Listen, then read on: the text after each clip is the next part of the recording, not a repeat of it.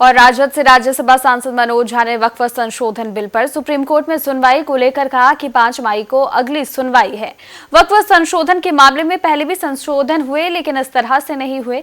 उन्होंने कहा कि मैं शुक्रिया करता हूं बिहार के जनता, लालू जी, तेजस्वी जी का, जिन्होंने लालू जी के बीमार होने के बाद भी संसद में क्या हुआ उस पर जानकारी लेते रहे। ये सिर्फ मुसलमानों की लड़ाई नहीं, ये हिंदुस्तान के अस्मिता और पहचान की लड़ाई है। जब सदन के अंदर सरकार ने पक्ष के बहुमत हासिल किया तो वहीं उन्होंने कहा कि राजद सबसे पहले कोर्ट गई। 10 पिटीशन पर चर्चा हुई, उसमें राजद का प्रमुख पिटीशन था। वहीं उन्होंने कहा कि बिहार में जमीन का सर्वे हो रहा है तो कई लोगों के पास कागज नहीं है। देखिए, हमें जो करना था नेता प्रतिपक्ष ने कर दिया। अब ये तो आप भी मानेंगे ना, लकीर तेजस्वी जी ने थोड़ी लंबी खींच दी है। अब उस लकीर के अगर कोई आगे भी वकील बनना चाहे, हमें उस कबीले से कोई देख नहीं। कोई और सवाल?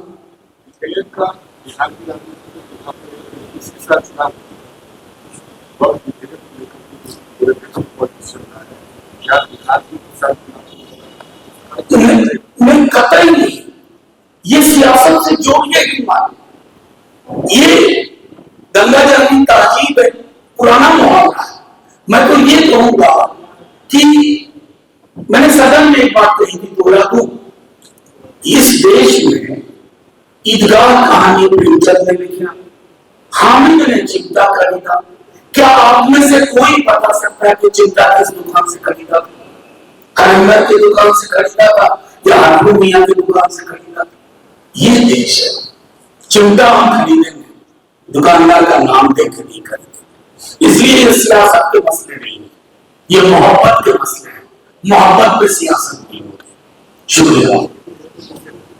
आपको मैं बताऊं, मेरी पार्टी ने एक मन से इसके खिलाफ होता है।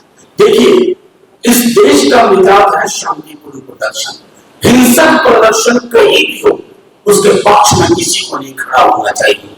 जान हिंदू की जाए, मुसलमान की जाए, सिखों की जाए, ईसाई की जाए, दलित की जाए, पिछड़े की जाए, अगड़े की जाए, जान तो भारत के नागरिक की जाए। भारत के नागरिक की जान से बड़ी कोई चीज नहीं।